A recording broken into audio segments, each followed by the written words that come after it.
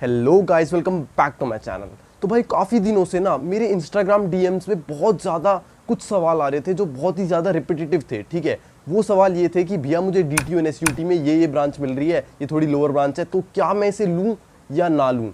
Plus ये सवाल आ रहा था कि अगर भैया मैं इस ब्रांच को ले लेता हूँ तो मेरी अच्छी प्लेसमेंट लगने के कितने चांसेस हैं और कितने चांसेस हैं कि मैं इतने तक की प्लेसमेंट ले सकता हूँ या फिर मैं कितने तक की मेरी प्लेसमेंट लग जाएगी इस पर्टिकुलर ब्रांच से। तो भाई इस वीडियो में ना मैं आपके इस सवाल का डिटेल में आंसर देने वाला हूँ। ठीक है, इन दोनों सवालों के, ठीक है, आपके सारे डाउट्स क्लियर कर दूंगा। मैं आपको सारी ब्रांच वाइज बता दूंगा कि इस ब्रांच में कितनी परसेंटेज है आपके अच्छे प्लेसमेंट लगने के, कितने चांसेस हैं। ठीक है, साथ में मैं आपको बता दूंगा कोई भी ब्रांच लेना वर्थ इट होगा या नहीं डीटीयू एनएसयूटी के अंदर। ठीक है, तो वीडियो को पूरा जरूर देखना। ठीक है, और भी बहुत ज़्यादा मैं आपको बीच बीच में ज़रूरी इन्फॉर्मेशन बताता रहूँगा। ठीक है, जो आपके लिए बहुत ही ज़्यादा हेल्पफुल होगी। तो फिर वीडियो का एक भी सेकंड मिस मत करना, भले ही आप 2x पे देख लो भाई। ठीक है भाई, ये बहुत बड़े सवाल होते हैं कि कितने तक की मेरी प्लेसमेंट लग जाएगी और इस ब्रांच में प्लेसमेंट का क्या सिनेरियो है। ठीक है, तो मैं आपको सारी ब्रांचेस के प्लेसमेंट का सिनेरियो मैं बता दूंगा कि कितने बच्चों की कितने तक की प्लेसमेंट लग जाती है अप्रॉक्स। ठीक है, एज अ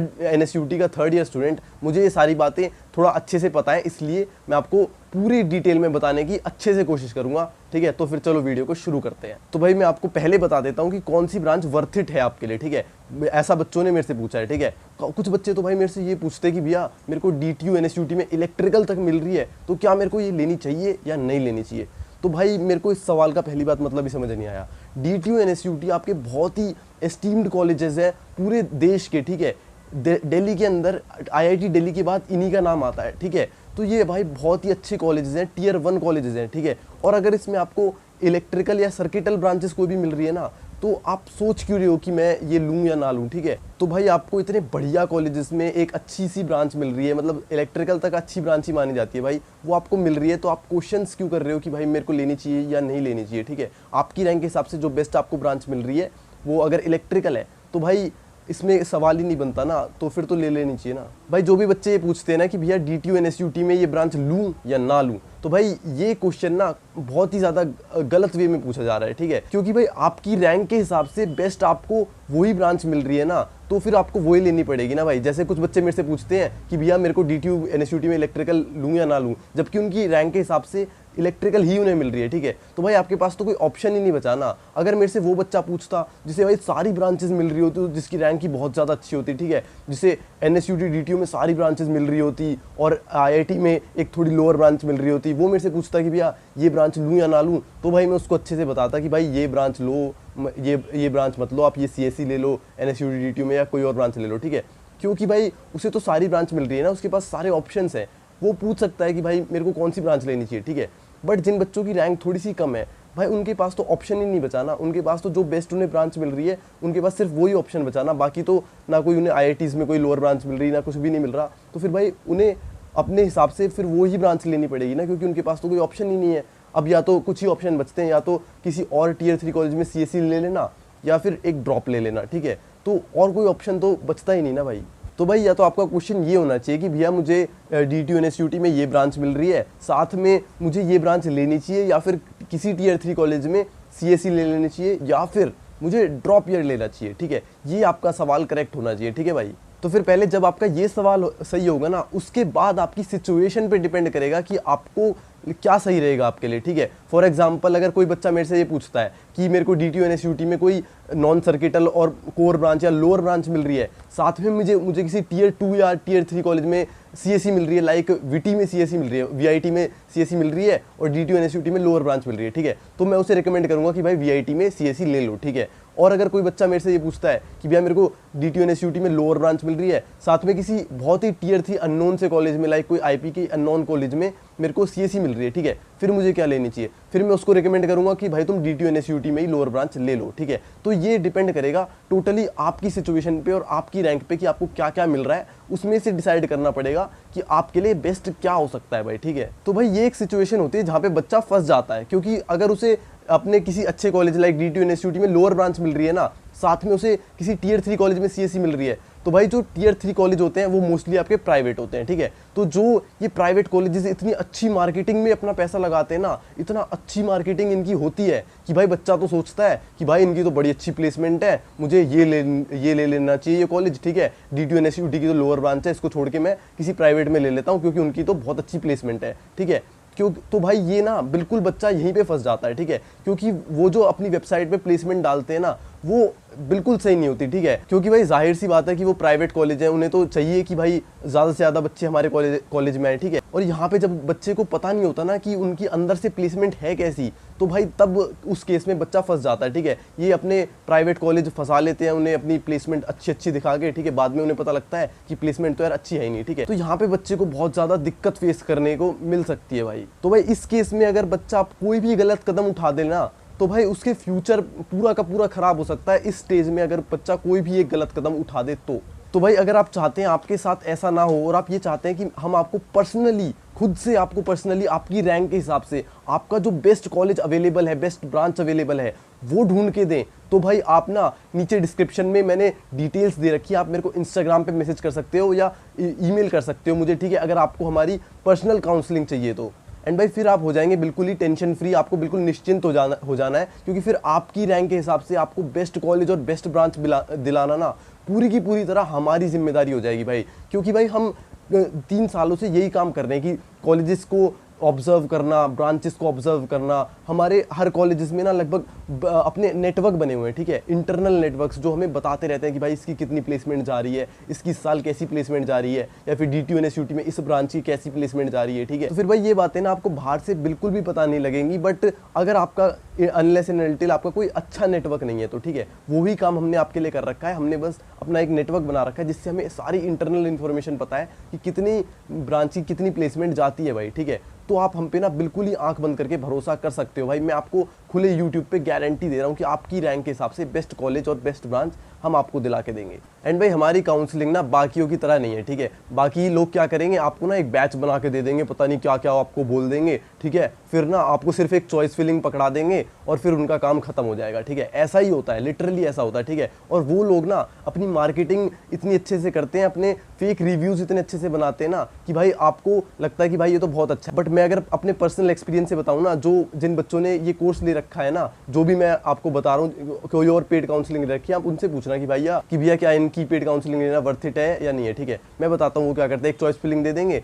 आपको 2-4 वीडियो प्रोवाइड कर देंगे जो यूट्यूब पे भी अवेलेबल है, साथ में आपको ना एक 3-4 दिन में ज़्यादा से ज़्यादा एक जूम सेशन ले लेंगे, ठीक है, जिसमें आपको म्यूट रखा जाएगा। साथ में जब आपको कोई डाउट आए तब आप कुछ सेकंड के लिए अनम्यूट कर सकते हो, ठीक है। तो भाई मेरे को नहीं लगता कि इससे बच्चे के डाउट्स अच्छे से क्लियर हो सकते हैं, साथ में बच्चे की जो रैंक है ना उसके हिसाब से सबसे अच्छा कॉलेज मिल सकता है, ठीक है। क्योंकि भाई जिस बच्चे को काउंसलिंग की ज़रूरत है, आप उसे ये नहीं कह सकते कि भाई मैं 2-3 दिन में एक जूम सेशन लूँगा, बस उसमें म्यूट रखना तुम सब, और ये सब तुम्हें सिर्फ थोड़ा थोड़ा टाइम दिया जाएगा अपना पूछने का, बाकी मैं आपको सिर्फ वीडियो दे दूंगा, ठीक है। इससे डाउट नहीं क्लियर होते हैं। हमारी जो काउंसलिंग है ना उसमें आपको 24/7 आपको चैट और कॉल डाउट सॉल्व मिलेगा, ठीक है। आप भाई 24 घंटे में ना कभी भी कॉल कर सकते हैं, लिटरली मैं आपको बता रहा हूँ। ये फीचर आपको कोई नहीं दे रहा है, ये फीचर सिर्फ वो बंदे देते हैं जिनकी 20-25 हज़ार रुपए की पेड काउंसलिंग होती है, ठीक है। मैं आपको इतने कम रेट में ये फीचर दे रहा हूँ कि आप 24/7 कभी भी कॉल कर सकते हैं, ठीक है। मैं खुद आपका कॉल उठाऊंगा या फिर मेरी टीम वाले उठाएंगे, और फिर जो आपका कोई भी डाउट हो ना आप पूरे अच्छे से बता सकते हो, ठीक है।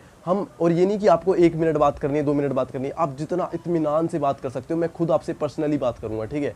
हम आपसे खुद कॉल पे पर्सनली 1-on-1 बात करके डिसाइड करेंगे कि आपकी रैंक के हिसाब से आपके लिए बेस्ट कॉलेज और बेस्ट ब्रांच कौन सी होने वाली है भाई। तो फिर ये फीचर्स ना कोई भी नहीं दे रहा है। साथ में हम आपको स्कॉलरशिप तक की असिस्टेंस प्रोवाइड कर रहे हैं, जो कहीं भी पूरे यूट्यूब पे कहीं भी कोई भी काउंसलर नहीं दे रहा है भाई। तो भाई अगर आप चाहते हैं कि आपकी भी हम ऐसे ही हेल्प करें, तो भाई आप हमें इंस्टाग्राम पे मैसेज कर सकते हैं। मेरी इंस्टाग्राम आपको डिस्क्रिप्शन और कमेंट सेक्शन में मिल जाएगी। तो भाई अब मैंने बता दिया कि ये सिचुएशन पे डिपेंड करता है कि आपको कोई कॉलेज में लोअर ब्रांच लेनी चाहिए या नहीं लेनी चाहिए। ये पूरा डिपेंड करेगा आपकी सिचुएशन पे, ठीक है। अब मैं आपको बता देता हूँ कि आप पूरे DTU-NSUT में से हर ब्रांच में से कितने तक का पैकेज आप उठा सकते हैं, ठीक है, और कैसी कैसी प्लेसमेंट्स हैं, इसका मैं आपको ओवरव्यू दे देता हूँ सारी ब्रांचेज में, ठीक है।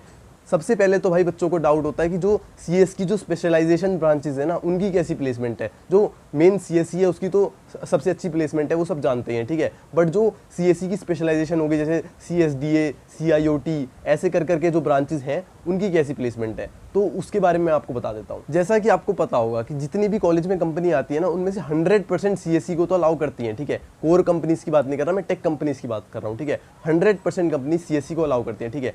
बट अगर हम स्पेशलाइजेशन की बात करें ना, तो भाई कुछ इक्का दुक्का कंपनीज होती हैं जो इन्हें अलाउ नहीं करती, ठीक है। लाइक अगर आपकी CSDS हो गई, CSDA हो गई, ऐसी ब्रांचेस को, सॉफ्टवेयर इंजीनियरिंग हो गई, कुछ 97 to 98% कंपनीज इन्हें भी अलाउ कर देती हैं, ठीक है। बट कुछ इक्का दुक्का कंपनी होती है जिन्हें सिर्फ और सिर्फ सीएससी ही चाहिए होती है। वो तो सीधा बोल देते हैं कि हमें सीएससी वाले बच्चे ही बैठने चाहिए हमारी प्लेसमेंट राउंड में, ठीक है। तो यहाँ पे थोड़ा सा जो स्पेशलाइजेशन वाली ब्रांचेस होती हैं वो थोड़ा सा पीछे हो जाती है। बट अगर हम इन इक्का दुक्का कंपनीज को छोड़ देना, तो सारी कंपनीज होती हैं जो टेक कंपनीज होती हैं, सारी की सारी सीएस की सारी ब्रांचेस को अलाउ करती हैं।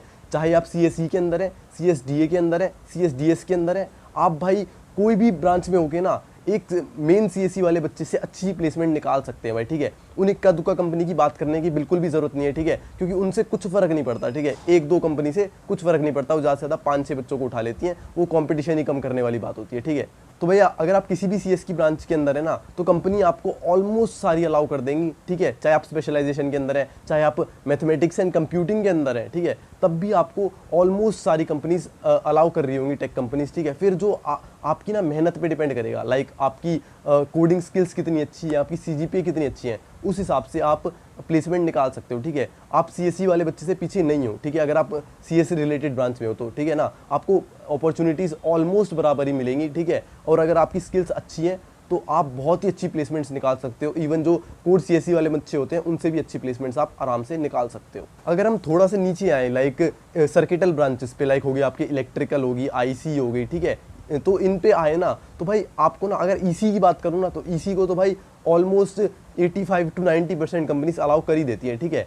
और अगर इलेक्ट्रिकल पे आओ तो थोड़ी और कम कंपनीज अलाउ करती है, लाइक आपकी 80% तो नहीं होगा, 75 to 80% तक कंपनीज अलाउ कर देती हैं इलेक्ट्रिकल तक को भी, ठीक है। सेम गोस फॉर IC को थोड़ी सी और कम कंपनीज अलाउ करती हैं, ऐसा मैंने देखा है, बट कर ही देती हैं, ठीक है। ड्यूटी में आती है करीब 200 कंपनियाँ, ठीक है, 200 से भी प्लस कंपनीज आती हैं, ठीक है। उसमें से आपको 70% कंपनीज भी अलाउ कर रही है ना, तो आप देख सकते हो कि आपको कितनी ज़्यादा कंपनीज अलाउ कर रही हैं, ठीक है। उसमें से भाई आपके ऊपर है कि आपकी CGPA कितनी अच्छी है, आपकी स्किल्स कितनी अच्छी हैं, ठीक है। आप एक बहुत अच्छी प्लेसमेंट्स निकाल सकते हो, ठीक है। अगर मैं आपको बताऊं ना, तो NSUT के अंदर जो बड़ी बड़ी फैंग कंपनीज होती है ना, उनमें से सर्किटल ब्रांचेस में से काफ़ी बच्चे जाते हैं, ठीक है। फॉर एग्जाम्पल गूगल में भी जा चुके हैं एक IC का बच्चा, ठीक है। और साथ में इलेक्ट्रिकल के बच्चों की जो इस बार इंटर्नशिप थी ना, उसमें माइक्रोसॉफ्ट में इलेक्ट्रिकल के बच्चे गए हैं, स्प्रिंकलर में इलेक्ट्रिकल के बच्चे गए हैं, ठीक है, गूगल में भी गए हैं, उबर में। तो भाई आप यहाँ से अंदाज़ा लगा सकते हो कि अगर आप किसी सर्किटल ब्रांचेस में हैं, प्लस अगर आपकी स्किल्स बहुत ज़्यादा अच्छी हैं, ठीक है, और आपकी CGPA भी अच्छी है, तो आप कोई भी बड़ी कंपनीज को क्रैक कर सकते हो भाई। यहाँ पे थोड़ा सा CSE वाले बच्चों के पास एज ज़रूर होता है, क्योंकि अगर एक कंपनीज है, ठीक है, उनको 2 बच्चे सिलेक्ट करने हैं, जिसमें से एक CSE का बच्चा है, एक इलेक्ट्रिकल का बच्चा है, ठीक है, और दोनों के पास सेम स्किल्स हैं, तो ऑब्वियसली वो CSE वाले को प्रेफर करना चाहेंगे, ठीक है ना। तो इसलिए ना आपको, अगर आप सर्किटल ब्रांचेस में है ना, तो आप ये मेक श्योर करो कि आप फर्स्ट ईयर से ही पूरी अच्छे से मेहनत कर रहे हो, और आपकी जो कोडिंग स्किल्स है, CGPA है, आपकी डेवलपमेंट के प्रोजेक्ट्स हैं जो, वो आपके बहुत ही ज़्यादा अच्छे हों, जो CSE के कुछ बच्चों को भी कम्पीट कर सकें, और उनसे भी अच्छे प्रोजेक्ट्स आप बनाओ, ठीक है, और उनसे भी अच्छी आपकी स्किल्स हों, तब आपकी प्लेसमेंट्स उनसे अच्छी ज़रूर हो सकती है भाई। तो भाई जैसा कि आपने देखा, सर्किटल ब्रांचेस तक तो DTU NSUT की प्लेसमेंट बहुत ही ज़्यादा अच्छी है, ठीक है। अगर आपकी स्किल्स अच्छी हों तो आप बहुत अच्छी प्लेसमेंट्स यहाँ से क्रैक कर सकते हो। अब अगर और नीचे आए अपने कोर ब्रांचेस की तरफ, लाइक मैकेनिकल, DTU की सिविल, केमिकल, एनवायरमेंटल, इन सब की तरफ आए, तो भाई यहाँ पे मैं आपको कहना चाहूँगा कि काफ़ी कम टेक कंपनीज होती है जो इन ब्रांचेस को अलाउ कर रही होती है, ठीक है। मैकेनिकल को फिर भी थोड़ी बहुत कर देती हैं, बट जो और नीचे की ब्रांचेस होगी ना, लाइक बायोटेक्नोलॉजी हो गई, अपनी सिविल केमिकल हो गई, इन्हें और भी ज़्यादा कम कंपनीज अलाउ कर रही होती हैं, ठीक है। मैकेनिकल का अगर मैं आपको मोटा मोटा बताऊँ ना, तो ज़्यादा से ज़्यादा यार 20-25% कंपनीज अलाउ कर रही होती हैं, ठीक है। वही कंपनीज जनरली खुल रही होती हैं इन ब्रांचेस के लिए जो ओपन टू ऑल होती हैं, ठीक है भाई। बट भाई ऐसा भी नहीं है कि मैकेनिकल और सिविल केमिकल वाले बच्चे बिल्कुल ही टेक कंपनीज नहीं निकाल पाते, ठीक है। ऑफ कैंपस में वो बहुत अच्छा निकाल लेते हैं, साथ में ऑन कैंपस में भी ना कुछ बच्चे होते हैं जो मैकेनिकल, सिविल, इवन बायोटेक्नोलॉजी से भी अच्छी 20-20, 25-25 लाख की टेक प्लेसमेंट्स क्रैक कर लेते हैं भाई, ठीक है। अगर आप लोअर ब्रांचेस में और आपको टेक कंपनीज क्रैक करनी है ना, तो आपकी लिंक्डइन प्रोफाइल्स वगैरह, रेज्यूम वगैरह, पोर्टफोलियो आपका बहुत अच्छा होना चाहिए। प्लस आपको ना अपनी क्लास के ना क्रीम में रहना है, मतलब कि आपकी जो क्लास में है ना, उनमें आपको टॉप 4-5 बच्चों में रहना है, ठीक है। हर अगर किसी भी ब्रांच की बात करें ना तो टॉप के 4-5 बच्चों की तो यार अच्छी टेक प्लेसमेंट लगी जाती है, ऑन कैंपस की बात कर रहा हूँ, ठीक है। अगर आप बायोटेक्नोलॉजी में भी है ना और आप क्लास के टॉप पे हो, ठीक है, तो भाई आपकी टेक प्लेसमेंट लगी जाएगी अच्छी सी, ठीक है, क्योंकि कंपनीज यार बहुत सारी आ रही होती है, ठीक है ना। बट फिर भी इन ब्रांचेस के कुछ ही बच्चे होते हैं जो टेक की तरफ जा रहे होते हैं, ठीक है, बाकी सारे बच्चे नॉन टेक की तरफ जा रहे होते हैं, या फिर और काफ़ी कुछ बच्चे यार अनप्लेस्ड भी रह रहे होते हैं इन ब्रांचेस में, ठीक है। काफ़ी सारे बच्चे नॉन टेक में जाते हैं जो जिनका थोड़ा सा कम पैकेज उन्हें मिलता है, बट नॉन टेक भी कोई बुरा ऑप्शन नहीं है अगर आपको जाना है तो। मतलब मोस्टली बच्चे जो प्लेस हो रहे होते हैं इन ब्रांचेस में, उनमें से अप्रॉक्स 90% तो भाई नॉन टेक में जा रहे होते हैं, ठीक है ना। तो और उनका पैकेज यार थोड़ा सा कम रहता है नॉन टेक का, ये तो जनरल बात है, ठीक है। तो भाई अब आई थिंक मैंने आपको सारी ब्रांचेस का थोड़ा थोड़ा प्लेसमेंट ओवरव्यू दे दिया है, ठीक है। साथ में आपको मैंने सारे ही डाउट्स आपके क्लियर कर दिए और डिटेल में मैंने आपको अच्छे से चीज़ें बता दी हैं भाई, ठीक है। अब आई थिंक आपका कोई भी ज़्यादा डाउट रहा नहीं होगा, अगर रहा होगा तो कमेंट सेक्शन में पूछ सकते हो, ठीक है। और यहाँ तक आ गए तो चैनल को सब्सक्राइब जरूर कर लेना, वीडियो को लाइक जरूर कर देना। Thanks for watching.